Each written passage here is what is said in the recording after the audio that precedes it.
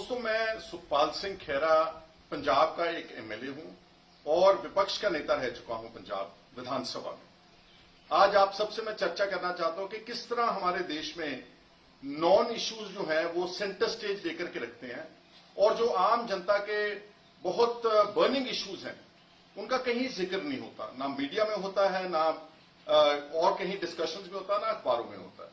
Latest issue में जो बात कर रहा हूं, सुशांत सिंह राजपूत जो एक्टर थे उनकी आत्महत्या की। सबसे पहले तो हम सबको दुख है कि एक अच्छा अपकमिंग एक्टर था और उसकी जो मौत हुई है उससे उसके परिवार को और सारी फिल्म इंडस्ट्री को और जो उसके फैंस हैं उनको काफी दुख पहुंचा है।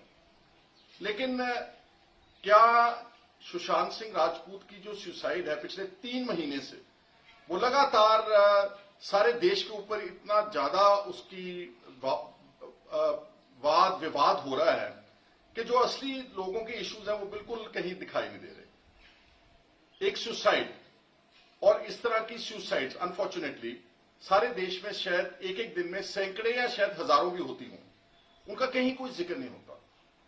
लेकिन इस सुसाइड को लेकर के सुप्रीम कोर्ट ने सीबीआई जांच लगा दी। बिहार की असेंबली में भी शोर मच रहा है। सारे देश के जो इलेक्ट्रॉनिक मीडिया उसके ऊपर बहुत लंबे अरसे से डिस्कशंस हो रही हैं और एक एक बात जो वो लड़की के ऊपर आरोप है उसकी एक एक पल पल की बात जो है टीवी दिखा रहा है।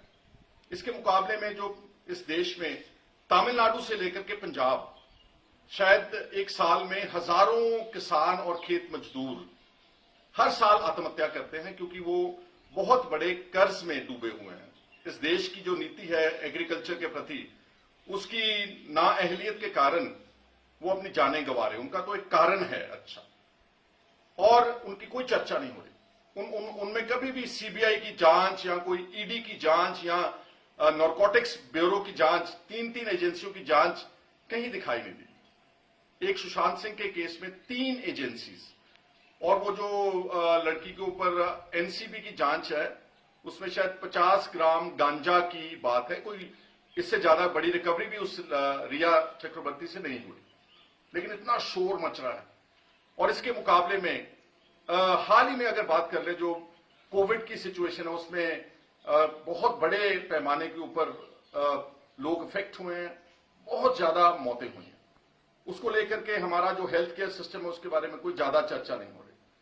कोविड के दौरान ही माइग्रेंट लेबर जो है, गरीब आदमी, वो हजारों किलोमीटर पैदल चल के अपने गांव मध्य प्रदेश और उत्तर प्रदेश और बिहार में गए थे।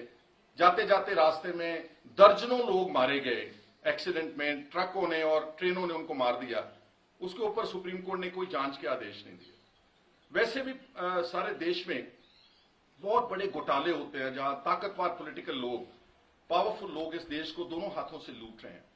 उनके ऊपर ये 3 एजेंसियों की कभी मैंने जांच नहीं देखी। मैं अगर पंजाब की बात करूं तो 2-3 हादसे हमारे या ऐसे स्कैंडल्स हुए हैं जिसमें सीबीआई की जांच या ईडी की जांच चाहिए थी, लेकिन नहीं हुई। आज से तकरीबन 1 साल पहले दुशहरे के दिन एक ट्रेन ने अमृतसर के पास 150 लोगों को रौंद दिया, मार दिया, उसमें कोई जांच नहीं हुई।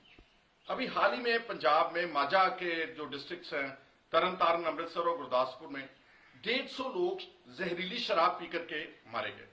अक्सर किसी ने तो जहरीली शराब बेची है, बांटी है, जो डिस्टिलरियों के मालिक हैं, ताकतवर पॉलिटिकल लोग हैं, लेकिन उनके खिलाफ कोई सीबीआई की जांच नहीं, कोई ईडी की जांच नहीं, किसी तरह की जांच नहीं। अभी हमारे पंजाब में पोस्ट मैट्रिक स्कॉलरशिप जो है दलितों का एक वजीफे की एक स्कीम है गवर्नमेंट ऑफ इंडिया की, उसमें एक बहुत बड़े सरकारी अफसर ने, एडिशनल चीफ सेक्रेटरी ने, उसी महकमे ने, सोशल वेलफेयर डिपार्टमेंट ने अपने ही मिनिस्टर के खिलाफ, मिस्टर साधु सिंह धर्मसोत हैं कांग्रेस के, उनके खिलाफ इल्जाम लगाए कि 63 करोड़ रुपया ये हमारे मिनिस्टर रूलिंग पार्टी के, उनके ही अफसर लगा रहे कि ये खा गए हैं। उसमें कोई सीबीआई की जांच नहीं है, कोई ईडी की जांच नहीं है। और वैसे भी देश में इतने इंपॉर्टेंट बर्निंग इश्यूज हैं कि पिछले जो रिपोर्ट आई है 3 महीनों में जो हमारी इकोनॉमी है वो ऑलमोस्ट 23% जीडीपी जो है वो श्रिंक कर गई है, कॉन्ट्रैक्ट हो गई है, उसमें गिरावट आई है। और इस बड़े पैमाने पर जब इकोनॉमी जो उसमें निखार आता है जीडीपी में, उससे लाखों लोगों की जिंदगियों के ऊपर, करोड़ों लोगों की जिंदगी इफेक्ट करती है, लेकिन उसकी कोई चर्चा नहीं है टीवी स्टूडियोज में, बहस में। बेरोजगारी की कोई चर्चा नहीं है। किसानों की मैंने बात की कि अभी भी किस तरह बहुत बड़े पैमाने पर जो 3 ऑर्डिनेंस लेकर आए मोदी साहब की सरकार, जिसमें किसानों को खदशा है कि मिनिमम सपोर्ट प्राइस खत्म होगी और उससे हमारा, और उसको प्राइवेटाइज किया जा रहा है सारे सिस्टम को। उसमें अंबानी, अडानीज और ताकतवर जो कॉर्पोरेट हाउसेज हैं उनको एग्रीकल्चर सेक्टर की खरीद में बैकडोर एंट्री दी जा रही है, उस पर कोई बहस नहीं है। रोजाना हजारों की तादाद में किसान सड़कों के ऊपर उतरे हुए हैं, लेकिन कहीं छोटी मोटी सी खबर दिखा करके एक आधी लाइन प्रिंट मीडिया में आती है, इससे ज्यादा कुछ नहीं होता।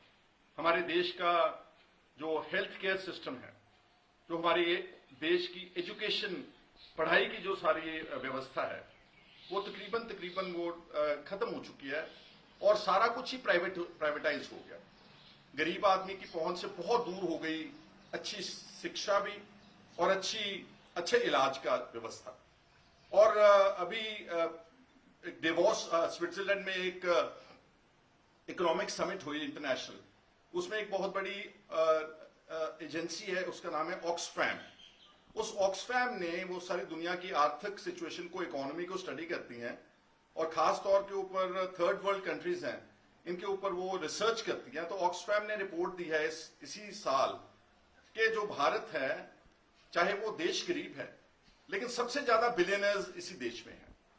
और उन्होंने ये भी रिपोर्ट में कहा है कि जो इस देश के ताकतवर अमीर लोग हैं, जैसे अंबानीज हैं, अडानीज हैं, टाटाज हैं, बिरलाज हैं, महिंद्राज हैं, 1% लोगों के पास इस देश का 73% सरमाया उनके पास जमा है, इकट्ठा है, पूंजी।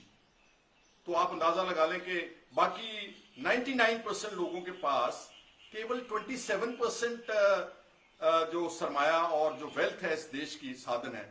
तो क्या इतना बड़ा जो है फर्क है अमीरों और गरीबों में, और ये फर्क जो है बढ़ता चला जा रहा है, लेकिन इसके ऊपर कोई बहस सार्थक किसी स्टूडियो में, कहीं अखबारों में मैंने तो कोई पॉजिटिव डिस्कशन आर्गुमेंट नहीं सुना। और मैं आपको ये बोलना चाहता हूं, आप जानते भी हैं कि जितने भी बड़े टेलीविजन चैनल्स हैं, या तो ये पॉलिटिकली पावरफुल लोगों के चैनल्स हैं, या फिर ये कॉरपोरेट घरानों के ही चैनल्स हैं। जिन लोगों का भी मैंने नाम लिया, ये इन लोगों के हैं।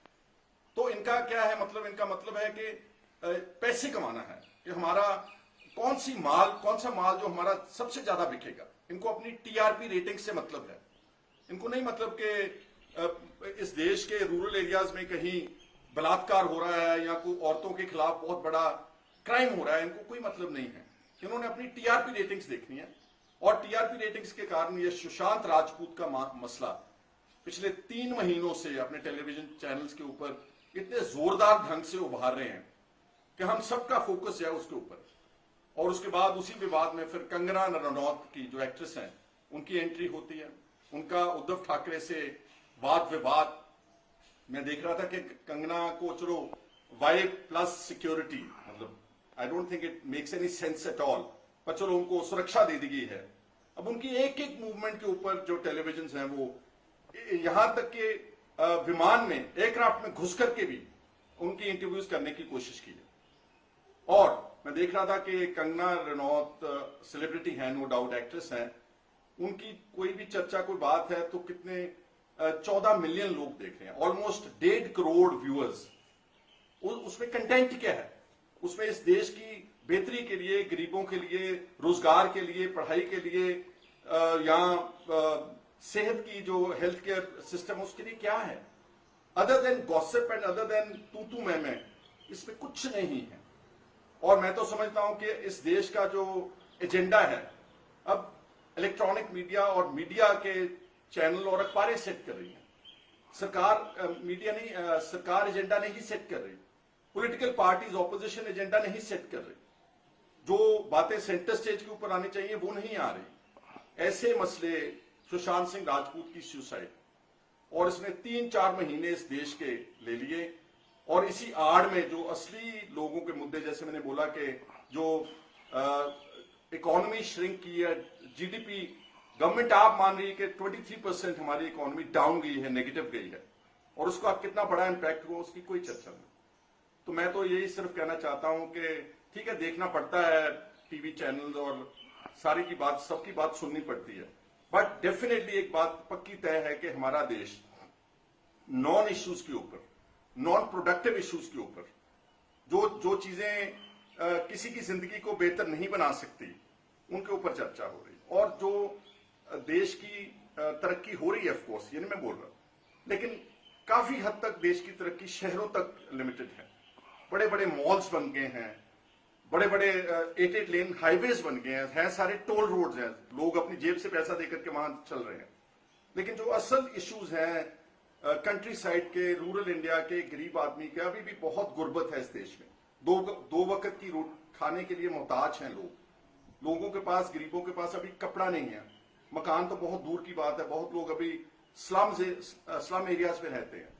और बहुत इंपॉर्टेंट इश्यूज जो पार्लियामेंट में और वहां डिस्कस होने चाहिए, वो टीवी स्टूडियोज में इस तरह की बहस को लेकर के उसको डिफ्लेक्ट कर रहे हैं, और अपने पैसे तो अपनी टीआरपी बढ़ाने के चक्कर में, अपना माल बेचने के चक्कर में हम सबको और हमारे सबके इश्यूज जो बने हैं उनको नजरअंदाज किया जा रहा है।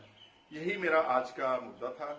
वैसे तो पंजाब में हम नॉर्मली पंजाबी में बात करते हैं, लेकिन क्योंकि आज मैंने सोचा कि सारे देश की बात है, और इसमें आज मैंने अपना हिंदी बोलने की कोशिश की है। हमारी हिंदी आपको मालूम है कि पंजाब की मिक्स्ड होती है, पंजाबी टाइप हिंदी होती है।